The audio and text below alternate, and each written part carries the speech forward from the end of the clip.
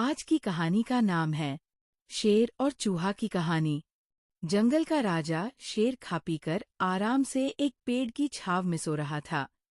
तभी कहीं से एक नटखट चूहा वहां आ पहुंचा और खेलने लगा।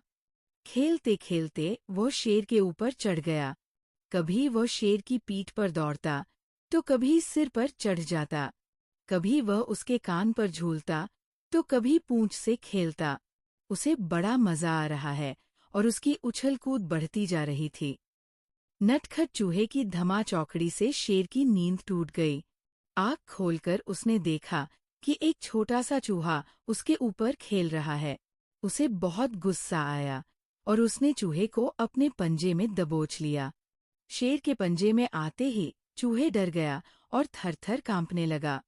शेर बोला, बदमाश चूहे, तेरी इतनी हिम्मत कि तू जंगल के राजा शेर की नींद में खलल डाले। अब तेरी खैर नहीं। मरने के लिए तैयार हो, जा, अब मैं तुझे मारकर खा जाऊंगा। मौत सामने देख चूहा गिड़गिड़ाने लगा, वनराज, मुझे क्षमा कर दें। मुझसे बहुत बड़ी भूल हो गई। मुझ जैसे छोटे से प्राणी को खाकर आपको क्या मिलेगा? आपका पेट तो भर नहीं पाएगा। कृपा कर मुझे छोड़ दीजिए। अवसर आने पर मैं अवश्य आपके काम आऊंगा।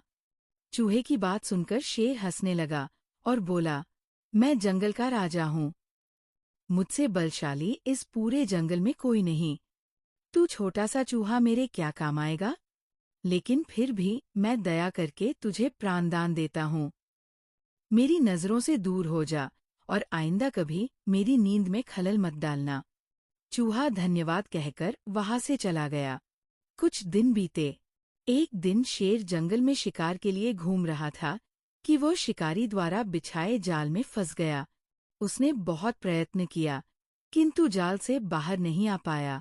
वह मदद के लिए दहाड़ने लगा।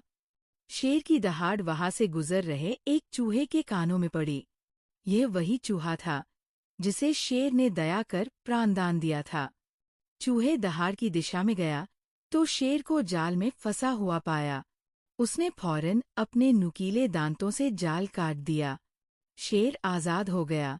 उसने चूहे को धन्यवाद दिया तो चूहा बोला, वनराज, आप शायद मुझे भूल गए हैं।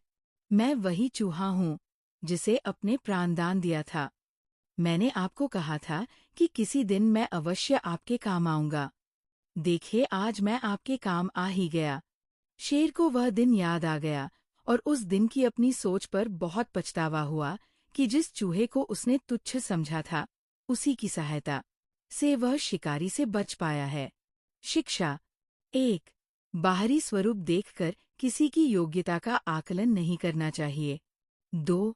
उपकार कभी व्यर्थ नहीं जाता। किसी न किसी रूप में उसका फल अवश्य प्राप्त होता है।